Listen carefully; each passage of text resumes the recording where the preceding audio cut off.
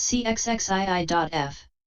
When the contemplation of impermanence is established, then the contemplations of cessation, destruction, fall, and change are partly established. When the contemplation of pain is established, then the contemplations of dispassion and danger are partly established. And when the contemplation of not-self is established, then the rest are partly established. Vism-mhþ 807. Note 30. The interpreting of rise and fall must be done on a state that is present according to continuity or present according to instant but not on one that is past or future, which is why of present states is said, Vism-mhþ 808. Present materiality is called born materiality, it is included in the trio of instants of arising, presence and dissolution, is what is meant. But that is hard to discern at the start, so the interpreting by insight should be done by means of presence according to continuity, Vism-mhþ 808. For the elision represented by etc. CXX. In this case, however, the last two members of the dependent origination are left out.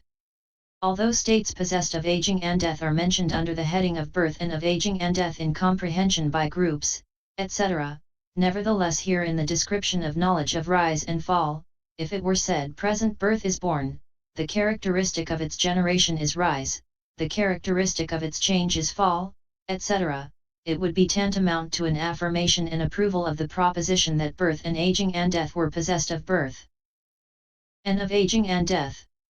So the text ends with becoming in order to avoid that, Vism-mhþ 808. Note 31. With the seeing of rise and fall not only the characteristics of impermanence and pain become evident, but also the characteristics, in other words, the individual essences, of earth, contact, etc., termed hardness, touching, etc., respectively, become clearly evident and discrete, avakina, in their individual essences, Vism-mhþ 814. Note 32. The inclusion of only rise and fall here is because this kind of knowledge occurs as seeing only rise and fall, not because of non-existence of the instant of presence, Vism-mhþ 814. See Introduction, Note 18. Note 33. He adverts to it as nibbana or as the path or as fruition, Vism-mhþ 816.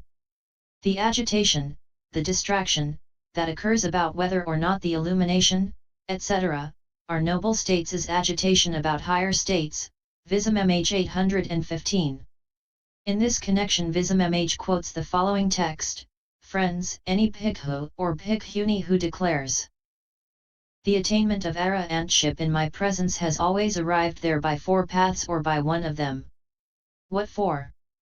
Here, friends, a bhikkhu develops insight preceded by serenity.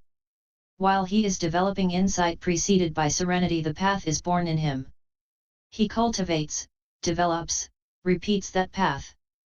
As he does so his fetters are abandoned and his inherent tendencies are brought to an end. Again, friends, a bhikkhu develops serenity preceded by insight. He develops serenity and insight yoked equally. Again, friends, a bhikkhu's mind is seized by agitation about highest states.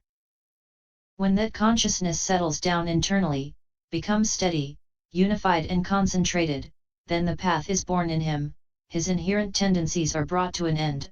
A2 157. Note 34. Illumination due to insight is the luminous materiality originated by insight consciousness, and that originated by temperature belonging to his own continuity. Of these, that originated by insight consciousness is bright and is found only in the meditator's body.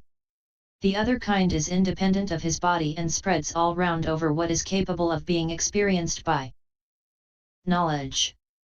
It becomes manifest to him too, and he sees anything material in the place touched by it.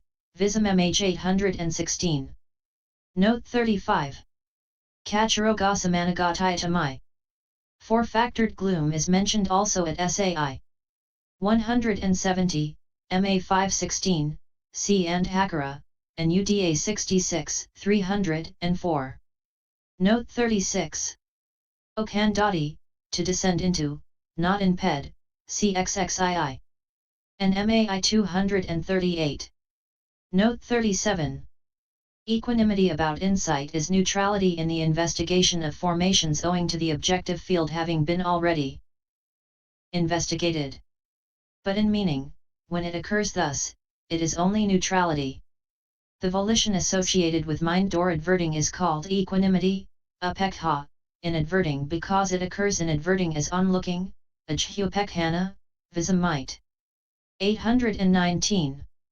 Note 38. B. Vism-mhþ reads Ayai Koso instead of the Ayai Komi in the EE and AE editions. End note pop _020.